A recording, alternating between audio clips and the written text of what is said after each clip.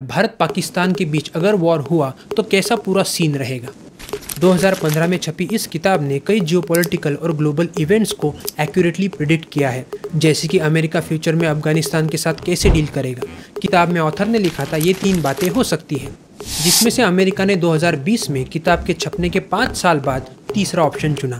उन्हें अफगानिस्तान में कोई इंटरेस्ट नहीं रहा और उन्होंने अपनी आर्मी को वापस बुला लिया। सिमिलरली रशिया यूक्रेन वॉर का अंदाजा भी ऑथर ने इस किताब में पहले ही लगा लिया था।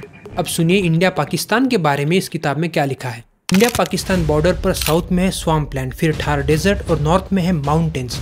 किसी भी आर्मी को इन्हें क्रॉस करना आसान नहीं है, हालांकि इंडियन आर्मी को इसके लिए प्रिपेयर किया गया है। इस किताब के अकॉर्डिंग अगर इंडिया को ये वॉर जीतना है तो उन्हें पाकिस्तान के 2 वीक पॉइंट्स पर अटैक करना होगा। पहला है साउथ और नॉर्थ के बिल्कुल बीचों बीच पंजाब बॉर्डर। इस बॉर्डर से इस्लामाबाद तक का डिस्टेंस केवल 274 किलोमीटर्स है और आर्मी को इन्वेड करने के लिए रास्ता बिल्कुल सीधा है, ना कोई बड़ी नदियाँ है, ना पहाड़, ना डेजर्ट। दूसरा, इंडिया पाकिस्तान के कराची पोर्ट को ब्लॉक कर सकती है बाय लैंड एंड बाय सी, जिससे पाकिस्तान के फ्यूल स्टोरेज डेपोट्स टारगेट किए जा सकते हैं। ऐसे में पाकिस्तान के पास बस 2 ऑप्शंस बचेंगे। इंडियन हाईवे 1A को टारगेट करना। यह हाईवे इंडियन आर्मी तक खाना और वेपन्स पहुंचाते रहने के लिए इम्पोर्टेंट है। इंडिया भी ये जानता है, इसलिए इस हाईवे को हर हाल में प्रोटेक्ट किया जाएगा। ऑप्शन 2, अफगानिस्तान। अगर ईस्ट से पंजाब के रास्ते इंडियन आर्मी फुल फोर्स में इन्वेड करती है तो पाकिस्तान को अफगानिस्तान बॉर्डर का सहारा लेना पड़ेगा। भारत पाक युद्ध में अफगानिस्तान सबसे इम्पोर्टेंट रोल प्ले करेगा। ये बात पाकिस्तान भी जानता है, इसलिए सालों से, दशकों से पूरे दुनिया से और अमेरिका से उन पर कितना भी प्रेशर डाला गया हो, उन्होंने हमेशा अफगानिस्तान से अच्छे रिलेशंस मेंटेन रखने की कोशिश की है।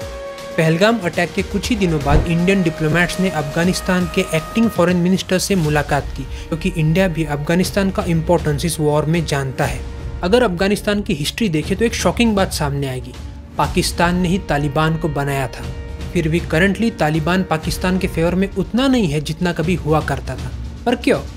1979 जब सोवियत रशिया ने अफगानिस्तान को इन्वेड किया तब इंडिया ने रशिया को सपोर्ट किया, पर पाकिस्तान, अमेरिका और सऊदीज ने मिलकर मुजाहिदीनों को ट्रेन किया, उन्हें फंड किया और उनके हाथों में बंदूकें थमा दी, जिसके कारण रशिया इस वॉर में हार गया।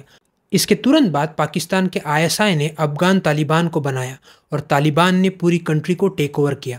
यहाँ तक सब ठीक था। बात बिगड़ी 2001 में।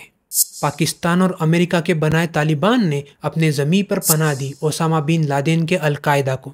और उन्होंने क्या किया? अब तक का दुनिया का सबसे बड़ा टेररिस्ट अटैक 9/11 अमेरिका पर ही कर दिया।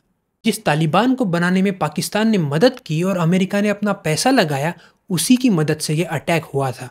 बौखलाकर अमेरिका हर मुमकिन तरीके से अलकायदा और तालिबान को ख़त्म करने के पीछे लग गई और ऊपर से ही क्यों ना हो, पाकिस्तान को भी उनका साथ देना पड़ा।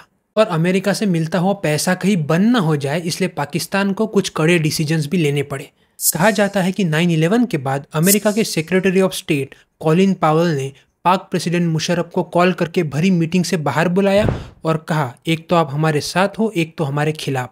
खुद जनरल मुशर्रफ ने लिखा है कि इस कॉल के बाद अमेरिका से एक और कॉल ISI के हेड को गया, जिसमें अमेरिका ने कहा, अगर आतंकवाद के खिलाफ हमारा साथ नहीं दोगे तो इतने बॉम्ब बरसाएंगे कि पाकिस्तान को स्टोन एज में पहुंचा देंगे।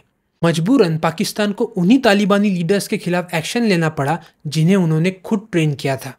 फिर पाकिस्तान की ज़मीन से अमेरिका ने कई ड्रोन अटैक्स अफगानिस्तान पर किए। तालिबान ने भी जवाब में जनरल मुशर्रफ पर 3 बार असैसिनेशन अटेम्प्ट किया। 2007 में पाकिस्तान की PM बेनज़ीर भुट्टो की हत्या में भी तालिबान का हाथ बताया जाता है। कभी इधर कभी उधर वाला गेम खेलने की वजह से अब ना तो अमेरिका पाकिस्तान पर भरोसा करता है, ना ही तालिबान। अफगानिस्तान के अलावा इंडिया बलूचिस्तान पर भी फोकस करेगा, वहाँ के लोकल लोगों को भी अपनी तरफ खींचने की पूरी कोशिश करेगा। रिसेंटली वहाँ के एक पॉलिटिकल लीडर का स्टेटमेंट भी इंडिया के फेवर में आ चुका है। बलूचिस्तान की पॉपुलेशन तो ज़्यादा नहीं है, पर उसके बिना पाकिस्तान जिंदा नहीं रह सकता। बलूचिस्तान यानी पाकिस्तान का 45% एरिया और मेजर सोर्स ऑफ इनकम, क्योंकि वहाँ नेचुरल गैस है और वहाँ की ज़मीन मिनरल से भरी पड़ी है। देखते हैं इंडिया अब कौन सा रास्ता अपनाता है। हमारी मिलिट्री में ब्रिलियंट माइंड्स की बिल्कुल कमी नहीं है, बस ज़रूरत है पॉलिटिकल विल की। हो सकता है वो इससे भी कोई बहुत तगड़ा और एकदम ज़बरदस्त रास्ता ढूंढ निकाले इस सिचुएशन से डील करने के लिए। That's enough for today. See you in the next video and thank you for watching think tank.